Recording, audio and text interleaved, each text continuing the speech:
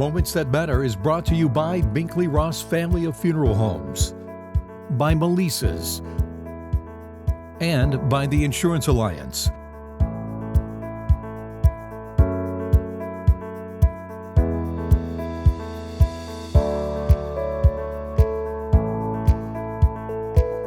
Welcome to the Voyage Senior Living podcast, Moments That Matter. Today, we're entering one of the most delicate phases of the dementia journey. What comes after diagnosis?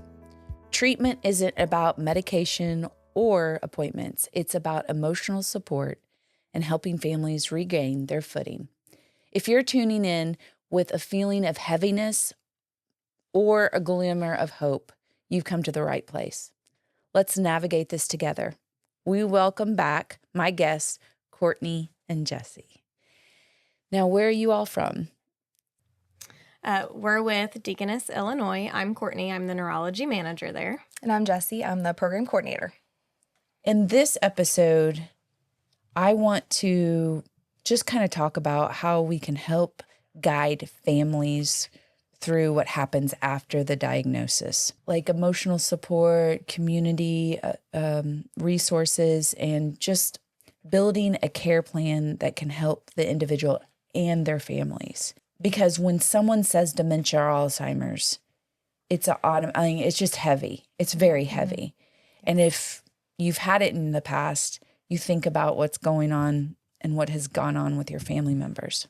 If you all could just kind of talk to us about understanding the treatments and the options. Definitely. So once we have the definitive diagnosis and determine that the patient is eligible for one of our treatment options, there are two different infusions that we can offer. So tricky names, donanemab and lecanemab. So two monoclonal antibodies, they're infusions. You get one is every 2 weeks, one's every 4 weeks. So this is a journey for the patient and the family. It's not one and done kind of a circumstance. So we make sure that they understand that and know that this isn't a month of treatment and done. It's a journey. It's about an 18-month journey. Okay. It can be less. Along with the infusions, we're also going to be doing imaging throughout to make sure that everything is stable in the brain, and then just see what the plaques in the brain are looking like as we go. So something that is really awesome with Union County is that we kind of have a one-stop shop for this and a coordinator that works there for it. So as we're scheduling the patient for their infusion times, we're also scheduling their follow-up imaging. So they'll get a scan first to make sure they're stable, and then they'll have their infusion. So instead of having to go, to one town to get their MRI done, traveling to another town to get their infusion done, we're offering it all in one location. So for a patient with Alzheimer's and their family member who they're reliant upon, this is a much easier access for them. That's, less traveling, less stress, and trying to, make it a little more available for everybody. So. And who doesn't like to go to Union County? They have such good shopping and food, right? Yes. So the medication it potentially can slow down the process. Yes. So it is not going to reverse anything. Okay. It's not going to take everything away. It's just going to help slow the progression of the disease. So that's why it's very important that we're getting the word out there that early recognition is the most important key to this. So that way we're keeping the patient at a good function level. And local. Exactly. Before everything progresses. That's amazing. Whenever someone does get the diagnosis and you guys are walking through this with them, kind of tell us about like the resources and the emotional support because like I've said before, it's just as important with the caregivers as the loved ones. Kind of just the support and the resources. Here locally in Southern Illinois, we have a lot of resources, such as support groups for patients, support groups for families, a combination of both. I think a lot of people don't realize that we have as much as we do in our area. So I would say you would be a great person to reach out to help people navigate which resource would be best for them and where it's located, when they meet, those kinds of things. Our case management group at Deaconess is really connected with all of the community outreach and resources available. So they're a good group to reach out to as well. And then the Alzheimer's Association is active in our area, and they do have specific people dedicated to the Southern Illinois area. So Absolutely. they can reach out to them as well. Yes, and I always tell people, use me as a resource. We may not be a fit for your individual because we do have a memory unit. It's the anchor. But a lot of times you feel like you're alone. But having this testing and the treatment, that it's so exciting. Because this is like so cool. It's in Southern Illinois. Yes. And Deaconess is offering it and so forth. So when someone does get the diagnosis and they have, they are needing to get help, you said that the appointments and so forth are about 18 months, but it could be less. Right. Okay. What is your suggestion to individuals for that on caring for that loved one? I would say the biggest thing, which we try to do from the neurology perspective, is making sure we have an open line of communication and that we're not just scheduling something and then leaving the patient and the family to navigate it on their own. We want to try to keep, a good coordinator perspective. So making sure that when we have that patient with the diagnosis and then their loved ones, that we are helping them every step of the way.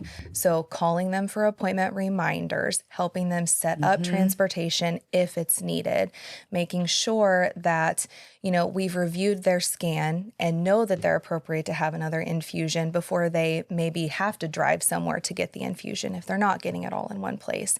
So always having an open line of communication between the provider and the staff and then the family members so that they know they can call anytime they want to. They can use my chart to reach out. Okay. It's not just a here you go, good luck kind of a thing. It's a group effort.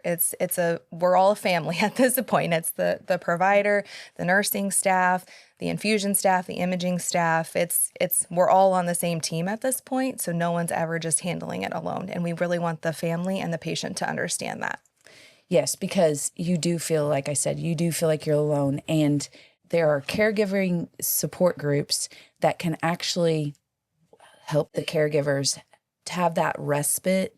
There's adult daycare for respite care. There's, and it's out there. It's just a matter of people don't know it's out there Right. until they get into a crisis situation. Yep. What do you all provide for, like, the roadmap for the information for the individuals with this disease? So the neurologist office will kind of be the ones to set everything up and guide them on, okay, this is if we're going to move down a treatment course, this infusion is the one that I think is best. Okay. They kind of make that decision together. So there's several different options. There's 2 different options for infusions, but so like Jessie said, one is every 2 weeks and one is every 4 weeks. Depends. Maybe the family's like, well, there's no way I can get them to an infusion every 2 weeks. So then we see, well, is the donanemab, the every 4-week one, a better fit for this person?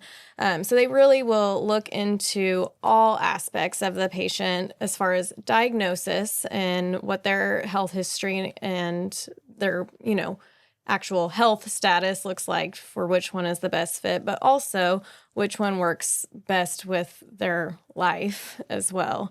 So that's part of it. And then they will coordinate with the infusion and imaging team at Union County to get everything set up. And then once they have their first infusion, one other good thing about Union County is it's a smaller facility. The staff is the same. So you are most likely going to have the same 1 or 2 nurses doing your infusions. You're going to get to know them. That's You're going to have great. the same imaging techs doing your MRIs. You're going to see familiar faces. And so that will also help them feel a little bit more comfortable, I think. But those nurses are really great. They set up the next infusion appointment while the patient is there. Okay. If they need to have an MRI done before that, they will set that up at that previous infusion appointment. So they have it all ready to go. They do also have different handouts that they give the patient with informations on the medications, kind of what the timeline looks like. They want to give them information and also not overload them, if that makes sense. Absolutely, because it is overwhelming. Yes. But what I love about the Deaconess is that we meet every month with the social caregivers, and we're able to communicate. And that's what's so important, because we're all spokes in this wheel.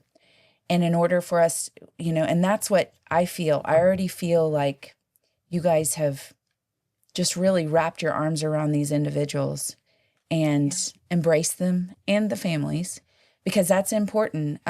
Because I have, with our memory unit, there's so many times that these loved ones that they're caring for walk out and they're upset, they're crying, because you lose them every single time. Yeah. And maybe a part of them comes back, but it's still not the same. Right.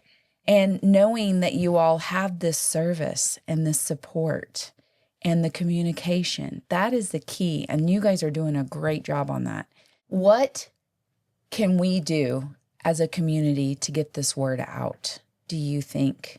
We've done, just in the past year since we've started neurology services at Deaconess, we've really tried hard to hit every opportunity that we've been able to, health fairs, all kinds of things like that. Events. Yeah, any of our community events around, just to try the best we can to get it out there to all the folks who come, that, early recognition is key. There are things out there we can do now. We just hit the tip of the iceberg, I feel like, on, Alzheimer's research and treatment options. And so I am so excited to see what's going to come, in the future, in the next couple of years.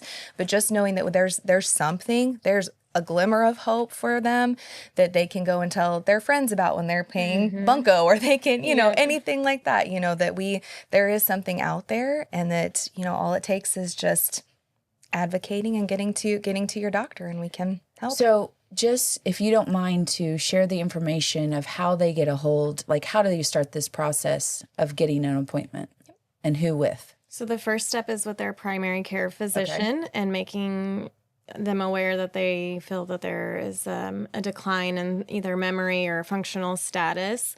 And then they would need to get referred to a local neurologist. Luckily, we have quite a few in our area. So all of our local neurologists work well, and they know that we offer these services at Union County. And I think pretty much all of them have referred patients there at this point. Yeah. So it should be a pretty seamless process from there. So going on your website, do you guys have a phone number that they can contact? So really it would just be the community neurologist setting it up. They can go to Deaconess's website and under neurology, and these services should be listed under there. But if they just talk to their neurologist, they'll be the ones to kind of start the process and get everything rolling for them. Well, I'm so excited because I talk about this all the time. I talk nicely about you all. Thank you. But it's exciting because, like I said, with the history that I have, and it's just a breath of fresh air. So thank you. And thank you for crusading this wonderful journey with the Alzheimer's and dementia. Yes. Thank you for joining us. While treatment can feel daunting, remember that you are not alone. There's support, guidance, and many joyful moments to discover along the way. From all of us at the Voyage Senior Living, we are honored for you to be with us on this journey. Until next time, may you find peace, strength, and connections in the days ahead.